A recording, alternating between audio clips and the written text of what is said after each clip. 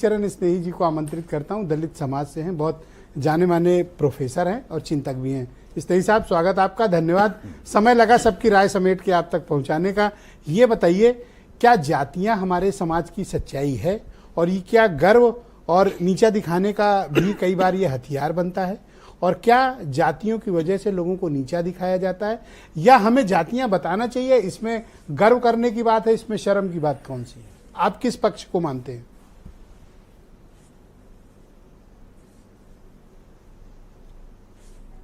आप अक्सर करते रहते हैं ज्वलंत मुद्दों पर।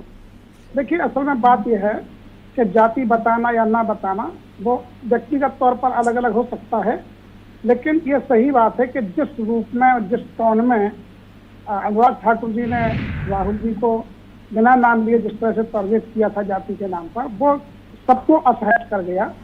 क्योंकि एक स्टाइल होता है पूछने का, और मैं कहूँगा इसको सेकंड किया प्रधानमंत्री जी ने।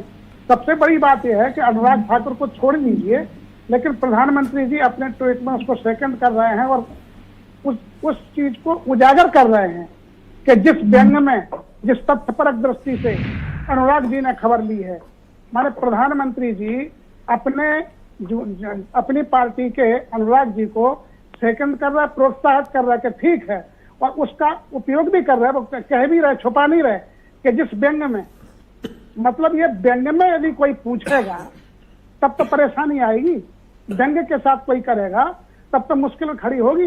अच्छा, दूसरी बात यह है कि यदि कोई हिंदू है, एक सीधा सिद्धांत है, जाति का सिद्धांत यह है, बाबा साहब कहा करते थे कि कोई हिंदू है तो उसकी जाति है, कोई हिंदू बिना जाति के हो ही नहीं सकता।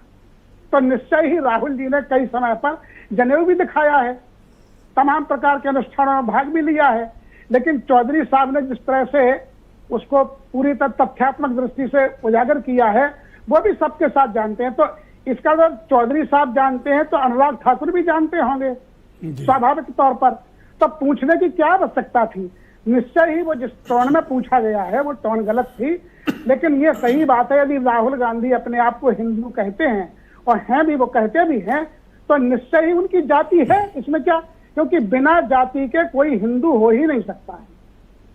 और यदि आप, हाँ, अब देखिए, दलितों के यहाँ यदि आप सार्वजनिक स्थान पर किसी को जाति सूचक शब्द कहें, जाति सूचक मतलब जाति का नाम लेकर के करें, तो उस पर जाति उत्पीड़न का मामला दर्ज होगा, क्योंकि वो सार्वजनिक स्थान पर जो जाति उसके साथ अटैच है, एससी के साथ, वो जाति सम्मान की कम, अपमान की ज्यादा प्रतीक है, वो गाली के रूप में प्रयुक्त होती है। यही मैंने बात कही कि जहां पर जाति का नाम लेने पर एफआईआर दर्ज होती हो, इसका मतलब कि जाति कई बार अपमान का प्रतीक बन जाती है। नहीं, असल में देखिए, तथाकथित जो सवर्ण जातियां हैं उनके लिए तो वो सम्मान की चीज है, वो खुद ही कहेंगे जी, बार बार बताएंगे।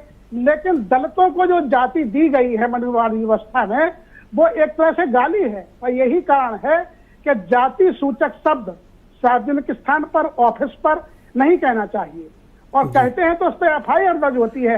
अब आप कहेंगे कि भाई ये कैसे? क्योंकि जाति वो जाति जिसके कारण जन्म से ही उस व्यक्ति को अपमान झेलना पड़ रहा है, और फिर सार्वजनिक स्थान पर आप पूछ करके फिर अपमान कर रहे हैं। आप सर को टोटलिटी में ये कहना चाहते हैं कि जातियां हमारे समाज में मान, अपमान और सम्मान का प्रतीक बिल्कुल है। बिल्कुल करेक्ट। देखिए, तथाकथित जो उच्च जातियां वो सम्मान के प्रतीक है, सीधी सीधी है स्वाभाविक रूप में, और जो तथाकथित नीची जातियां हैं, दलित जातियां हैं, वो अपमान के प्रतीक आज भी कही जाती हैं। किसी को भी कहीं अभी गाली के रूप में कह देते हैं कि भाई मैं फलाना थोड़ी हूँ, मैं इस जाति का थोड़ी हूँ, क्या समझ रखा है मुझे? हाँ, कहते हैं। लेकिन कोई ये नहीं कहेगा, कोई जैसे कहेगा। तो ये तमाम प्रतीक हैं। अब वो राजभर जी, पांडे जी का नाम नहीं लिया, इनको कितनी दर्द हो गया, देखो। मैंने बड़ी तकलीफ हो गई। हमारे प्रतिपक्ष के नेता हैं और एक जिम्मेदार प्रवक्ता हैं अरुण राजभर, उनको नाम लेना चाहिए था। जी, धन्यवाद सर। बीरेन जी भी आ गए। बीरेन जी, आप सुन पा रहे हैं मुझे? लेकिन वो उनकी अपनी बात है। बीरेन जी, ये जातियों का जो ये मुद्दा है, ये एक बड़ा राजनीतिक मसला कल से बना हुआ है। आपने इसको किस तरह से महसूस किया? क्या ये जनता के बीच प्रभावी है? ये पिछड़ा